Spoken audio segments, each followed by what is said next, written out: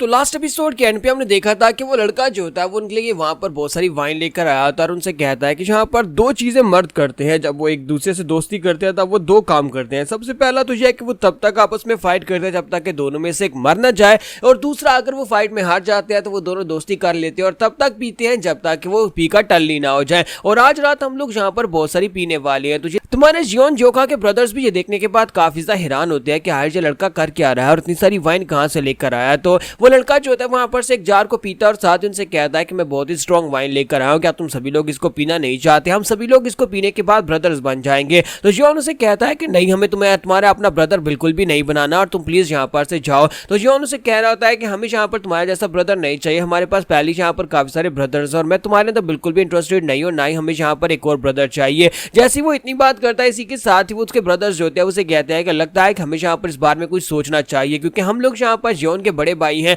तो हमें यहाँ पर इसके लिए फैसला करना चाहिए क्या ये लड़का उसकी दोस्ती के लायक है भी या नहीं और क्या ये यहाँ पर ब्रदर बन सकता है या नहीं। चलो फिर इस बात को सेटल करते हैं। तो इसी के साथ ही सेकंड ब्रदर और फर्स्ट ब्रदर यानी कि चीफ पोंग जो होते हैं वो दोनों चलाकर कहते हैं कि हमें लगता है कि हमें ये करना ही चाहिए, और दोनों आगे बढ़ते हैं और जाकर उस वाइन के ऊपर चिपक जाते हैं और जाकर कहते हैं अगर तुम वाइन लेकर आए तो फिर हम लोग वाइन को मना कैसे कर सकते हैं, चलो फिर इस वाइन को टेस्ट करते हैं और तुम्हें यहाँ पर अपना ब्रदर बना लेते हैं, क्योंकि एक ब्रदर वही होता है जो कि अपने भाइयों के लिए वाइन लेकर आता है। सभी के सभी वहां पर जो होते हैं एक एक जार के साथ चिपक जाते हैं और कहते हैं कि ठीक है आज के बाद से तुम यहाँ पर हमारे ब्रदर हो। तो जियोन कहता है बिग ब्रदर ये तुम लोग कर क्या रहे हो, तुम लोग यहाँ पर एक बाहर वाले को इतनी आसानी से अपना ब्रदर कैसे बना सकते हो। तो पोंग उसे कहता है कि नहीं, ये एक बाहर वाला नहीं है, जो हमारे लिए वाइन लेकर आता है वो बाहर वाला नहीं होता बल्कि वो एक अच्छा लड़का है, तुम्हें यहाँ पर इसके साथ दोस्ती कर लेनी चाहिए। जबकि हमारी चायोन जो होती है वो उसे जाकर कुर्सी के ऊपर बिठा देती है और कहती है कि हाँ हाँ सर आप जल्दी से यहाँ पर आकर बैठ जाए मेरे छोटे भाई, तुम यहाँ पर बैठ जाओ, मैं तुम्हें वाइन सर्व करती हूँ। जबकि हमारा जियोन कहता है कि तुम सभी लोग यहाँ पर ऐसे ही करने वाले हो। तो इसी के साथ ही वो लड़का भी उसे कहता है कि अच्छा जो लड़के तुम्हारा नाम जियोखा है मुझे अब पता चला। फिर साथ ही वो कहता है तो तुम सभी लोग यहाँ पर आप मेरे ब्रदर एंड सिस्टर्स हो ग्रीन फॉरेस्ट के, और साथ ही उसे आंख मारता है। जबकि हमारी सोबियोक जो होती है वो साइड के ऊपर खड़ी है, सब कुछ देख रही होती है और उसे ये बात बिल्कुल पसंद नहीं आती। चाहिए उनसे कहते हैं कि सोबियोक तुम वहां पर खड़ी खड़ी किसका वेट कर रही हो, ये हमारा मेहमान है, हमारा छोटा भाई है, तो जल्दी से इसके लिए स्नैक्स लेकर आओ। तो वो कहती है अच्छा ठीक है मैं स्नैक्स लेकर आती हूँ, लेकिन उसे थोड़ा बहुत शक होता है इस लड़के के ऊपर, इसकी आइडेंटिटी के ऊपर। तो थोड़ी देर के बाद का सीन दिखाता है कि ये सभी लोग तो पी पी कर टल्ली हो चुके होते हैं क्योंकि वहां पर वाइन भी तो काफी सारी होती है। तो वो लड़का अपने साथ बहुत ही बड़े बड़े जार लेकर आया होता है। तो चीफ पोंग कहता है कि मैंने अपनी जिंदगी में इतनी अच्छी वाइन पहले कभी नहीं पी। सेकंड ब्रदर कहता है कि हाँ इसकी खुशबू बहुत ज्यादा अच्छी है। तो मास्टर शिव वहां पर सोच रहे होते हैं कि ये सभी के सभी तो पागल हैं, इस तरह से किसी लड़के ने इनको वाइन पिला दी और सभी लोग पीना शुरू कर दिया। हम लोग इस वक्त एक बहुत ही खास जगह के ऊपर है, लेकिन इसके बावजूद इन्हें किसी चीज की परवाह नहीं और बस चुपचाप यहाँ पर पिए जा रहे हैं। फिर साथ ही वो खुद भी इस वाइन को पीते हैं और उसे पीने के बाद कहते हैं कि बाढ़ में गई मेरी टेंशन, अब वाइन इतनी मजे की है तो फिर मैं भी यहाँ पर चुपचाप पीता हूँ, बाकी सभी के साथ जो होगा वो देखा जाएगा। फिर लोग तो जैसे यहाँ पर पार्टी मना रहे होते हैं और सभी लोग वहां पर काफी ज्यादा खुश हो रहे होते हैं, जबकि मास्टर शिम जो होते हैं वहां पर पी भी रहे होते हैं और साथ साथ फिर से परेशान हो जाते हैं और कहता है कि इस लड़के को देखो, इस लड़के को देखकर लगता है कि इसकी उम्र 20 साल से भी कम होगी,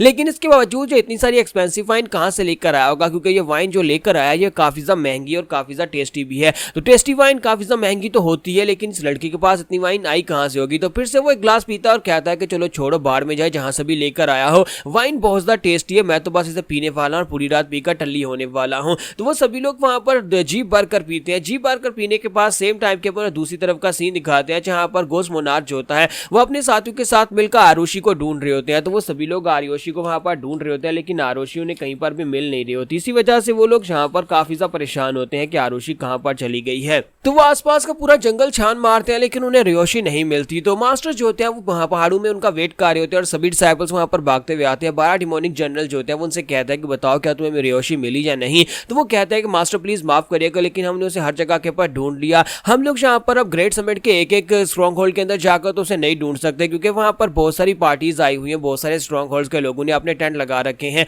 अगर चाहो तो हम लोग एक एक को जाकर सर्च कर सकते हैं। जब किसी के साथ साइड के ऊपर से जिन विंड जनरल भागता हुआ आता और कहता है कि मुझे रियोशी मिल गई है। तो वो कहते हैं कि बताओ कि तुम्हें रियोशी कहां पर मिली है, जल्दी से बता दो कहां पर है। तो जिन विंड जनरल कहता है कि ये बंदा जिसे मैं अपने साथ लेकर आया उसने रियोशी को खुद अपनी आंखों से देखा है। इस बंदे के मुताबिक ये मास्टर की स्टोरेज के अंदर गई थी और वहां पर जाकर उसने गावुक वाइन के सारे जार उठा लिए। वहां पर मास्टर की जितनी वाइन पड़ी थी सेलिब्रेशन के लिए उसने सारी वाइन को उठा लिया है। तो ये बात सुनने के बाद उसके मास्टर जो होते हैं वो भी काफी हैरान होते हैं और कहते हैं क्या उसने सारी वाइन को उठा लिया, लेकिन इतनी वाइन को वो लेकर कहां पर गई होगी। तो इसी के साथ ये बंदा उसे कहता है कि सर अब जबकि यहाँ पर आप मुझसे पूछ रहे हैं तो मुझे लगता है कि वो वाइन को अपने साथ लेकर 5 पीक स्ट्रॉन्ग होल्ड के ऊपर गई है, मैंने उसे खुद देखा था फाइव पीक स्ट्रॉन्ग होल्ड के तंबू की तरफ जाते हुए और वो वहां पर उनके तंबू के अंदर चली गई थी। उनके साथ वहां एक रेड हेयर वाला लड़का भी था, वो दोनों जहां पर से वाइन लेकर गए हैं। तो ये बात सुनने के बाद वो कहते हैं क्या वो वहां पर गई है, फाइव पीक स्ट्रॉन्ग होल्ड में गई है, लेकिन फाइव पीक स्ट्रॉन्ग होल्ड के अंदर क्यों गई होगी। और वैसे में जहां पर फाइव पीक स्ट्रॉन्ग होल्ड का नाम आजकल कुछ ज्यादा ही सुन रहा हूं, तो जैसे वो इतनी बात करता है तो इसी के साथ ही घोस्ट मोनार्च उसे कहता है कि सर कहीं ऐसा तो नहीं है कि ये फाइव पीक स्ट्रॉन्ग होल्ड के लोग जहां पर डिमोनिक कल्ट की तरफ से स्पाई बनाकर भेजे गए हों।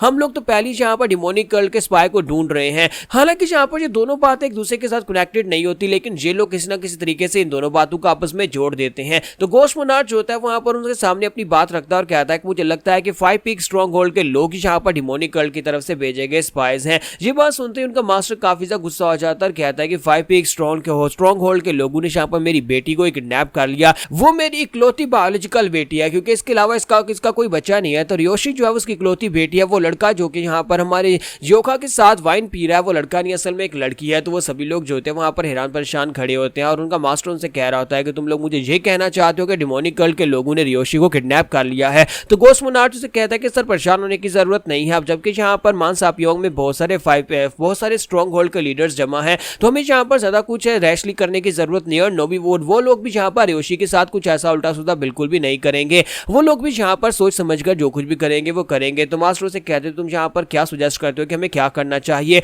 तो उनमें से एक कहता है कि अब जबकि यहाँ पर ये काफी ज्यादा मुश्किल है, हम किसी के ऊपर भी भरोसा नहीं कर सकते, तो हमें यहाँ पर मैडम रियोशी के ऊपर भरोसा करना चाहिए कि उसने यहाँ पर सिचुएशन को ऑब्जर्व किया होगा। अब जबकि यहाँ पर 12 डिमोनिक जनरल्स के बारे में काफी सारी अफवाहें फैल रही है कि इस ग्रैंड समिट के अंदर 12 डिमोनिक जनरल्स भी हिस्सा लेने वाले और इन सभी को हराकर कोई भी यहाँ पर आगे बढ़ सकता है। मुझे लगता है कि हमें अपने कंपटीशन के ऊपर फिलहाल के लिए फोकस करना चाहिए, क्योंकि ये ग्रीन फॉरेस्ट के लिए बहुत ज्यादा जरूरी है। अगर हम लोग ऐसे जाकर किसी भी स्ट्रॉन्ग होल्ड के ऊपर इल्जाम लगा देंगे तो फिर तो यहाँ पर हमारी रिस्पेक्ट काफी ज्यादा कम हो जाएगी। तो ये बात सुनने के बाद वहां उनके मास्टर जो होते हैं वहां पर जिन जनरल से कहते हैं कि तुम लोग यहाँ पर इस बारे में क्या कहते हो, क्या तुम यहाँ पर इस बारे में कुछ कहना चाहते हो। तो जिन जनरल जो होता है अपने आसपास देखता और कहता है कि सभी लोग यहाँ पर क्या सोच रहे हैं, ये फाइव पीक स्ट्रॉन्ग होल्ड के लोगों को डिमोनिक कल्ट कैसे समझ सकते हैं। वो सारे के सारे तो बेवकूफ लोग हैं, वो किसी भी एंगल से डिमोनिक कल्ट के तो बिल्कुल भी नहीं लगते। उन सभी के अंदर तो ऐसी कोई चीज ही नहीं है, बल्कि ऐसे समझो कि गांव वाले बेकार लोग हैं। इन लोगों को डिमोनिक कल्ट का कहना तो बेवकूफी होगी। लेकिन जैसे वो यहाँ पर जो बात सोचता है, इसी के साथ ही वो सोचता है कि क्यों ना मैं यहाँ पर उनको ठिकाने लगा दूं, अपनी बेइज्जती का बदला भी तो लेना है।